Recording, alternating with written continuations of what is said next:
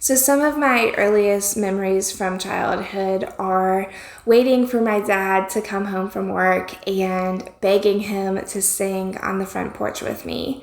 We would sit on the rocking chairs and we would bring out the old hymn books and we would sing just some of the greats. Like we always sang In the Garden, we sang Come Thou Fount, and I think one of our favorite ones to sing together was Blessed Assurance.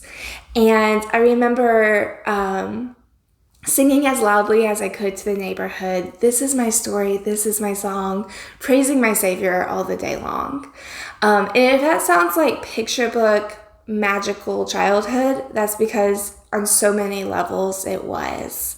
And it wasn't until I was transitioning from middle school to high school that so much of that magic changed when my dad got diagnosed with cancer.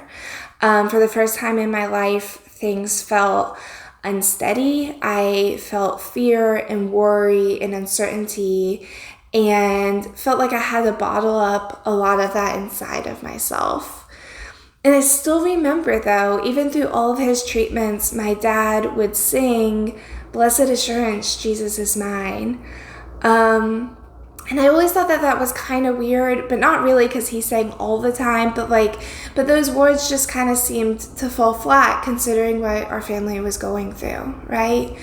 So fast forward again, and I am 22, 23, straight out of college, 22 hours away from home in Lubbock, Texas. And we sang Blessed Assurance one morning at the church I was working at. And as we sang it, I realized that even though I had claimed this faith as my story, as I sang this song of Blessed Assurance, Jesus is Mine, it again felt flat. I wasn't sure that I meant it or understood it or could claim it as my own in that moment. And so I went home and was bothered by this because this song meant so much to me, but all of a sudden I was not sure why. So I started researching the song and read the story of Fanny Crosby, who's the composer. And if you don't know, Fanny was born able to see, but when she turned 6 years old, she was diagnosed with a degenerative disease and became blind. And as I was reading more about her, I realized that there's so much sight imagery in this song. Visions of rapture now burst in my sight.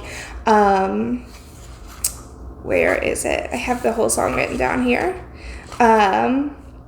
Watching and waiting, looking above. And I just thought that was so interesting. Just like my dad in this really hard period of his life was able to claim blessed assurance that God was able to provide, Fanny in her blindness was also able to claim this expectant hope that one day she would see again. And I wrote down in my journal, this is really my journal from the time, that assurance is a promise that's meant to give us confidence. And I realized that in all of my striving, I forgot that that's actually the story. That is actually my story, is the confidence that God gives us through God's provisions and promises. I wrote here, sometimes I feel like I'm the only one who has my back. But when I need to be rescued, God proves again and again that rescuing is God's specialty in my life. I realized that I was letting anxiety and fear and all these things build up again because I was expecting myself to figure it out, and that has never been what God has asked us to do, right? In the song just transformed my faith and my perspective.